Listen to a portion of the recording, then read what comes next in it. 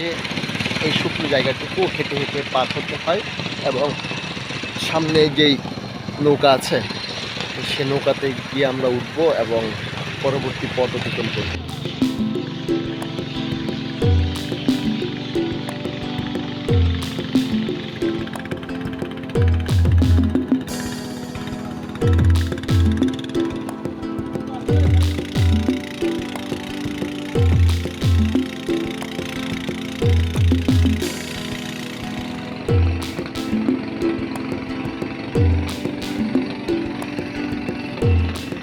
এটা স্পট আমরা তাড়াতাড়ি এখানে ঠান্ডা করে গোসল করবো, গোসল করার পর মাথা ঠান্ডা হয়ে যাবে, মাথা গরম হয়ে যাবে।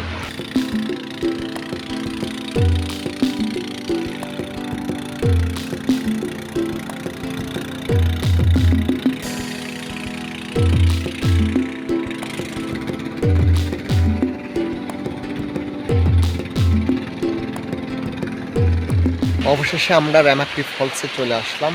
এটা ছিল আজকে আমাদের গন্তব্য এবং এই জায়গাটুকুতে আমরা বিশ্রাম করব, দুপুরে খাওয়া দাওয়া করবো, তারপর এখান থেকে আবার থানচিতে ফেরত যাব।